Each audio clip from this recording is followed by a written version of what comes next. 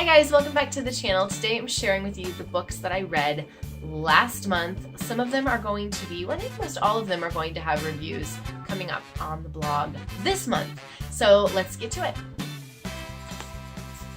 I started off with the Better Mom Devotional, which I got through the Book Look Bloggers review program. And I did read the Better Mom book from Ruth Schwenk, and there's a review of it up on the blog. I liked the book, didn't maybe love it, but I saw that there was a devotional kind of geared toward it in the same vein as the book, and I really like the idea of a devotional. There are 100 in here. You get a Bible verse, a devotional, and some questions to make you think, and you can just go through it, one a day. If you skip a day, it's fine. But I just like the idea of having a devotional that I can turn to and one that's more like female, mom-centered. So if you're looking for something that can kind of help you on your mom journey, this might be a good idea. I also read the 30-Day Money Cleanse. Didn't do the 30-Day Money Cleanse, but I just wanted to read through the book, kind of get an idea of what you would have to do so that I could write the review for it, because this comes out January 1st. So a great way to start the new year, getting your financial stuff in order. The author writes that in the 30 days, you could save an average of $950.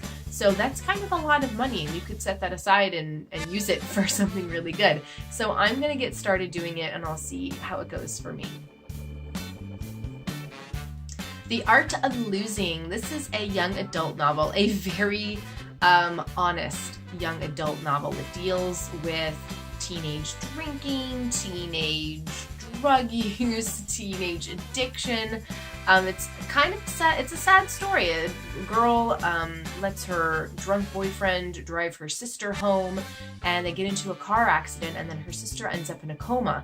So it kind of takes you through a lot of the emotional turmoil that this sister is feeling about what happened, and there's a whole backstory, and it's very, very interesting, and I liked the way it was written. I didn't understand why it was sort of written in the present and then the past, but it makes sense toward the end as you understand, oh, this is why we're getting these two different perspectives and timelines. So I would definitely recommend it maybe as a book that an older teen reads, and maybe a parent wants to read it along with the teen, just so you can kind of pull up some talking points and answer any questions your kid might have. This book actually comes out in February. I have an advanced review copy that said it comes out in January, but when I checked it on Amazon, it doesn't come out until February. So I'll have a review of this up on the blog in February. Sorry to make you wait.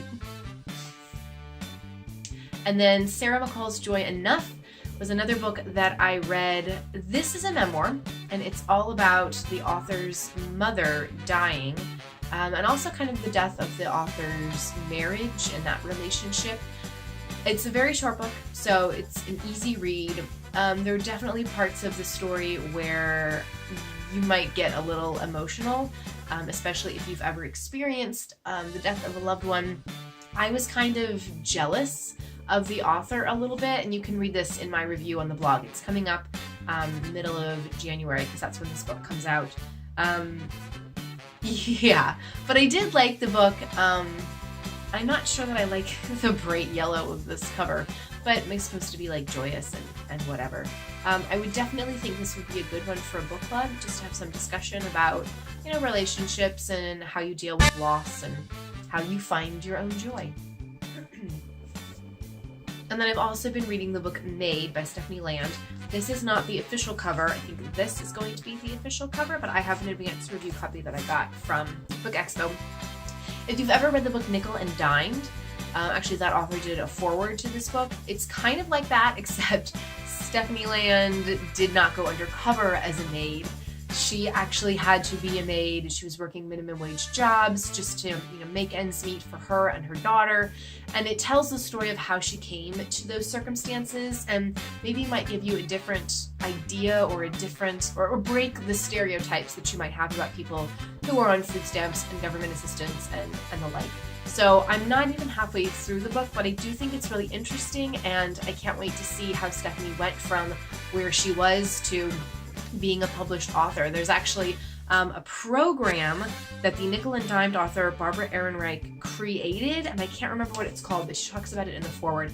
But that program helps, writers gives writers assistance to tell their stories, and that's how this book got created. So really interesting, and could be a good book club read too. So those were the books that I read during the month of December. I have a big to-read list for January as well. Leave me a comment below to let me know what you've been reading, because I love finding out new book suggestions for my to-read list, which is way too long, but that's okay. Give this video a thumbs up and make sure you subscribe to the channel so you never miss another book or a scrapbook video. And I've got the links to my blog and social media below, so you can find all the reviews for these books that I'm reading. I'll see you guys next time. Bye!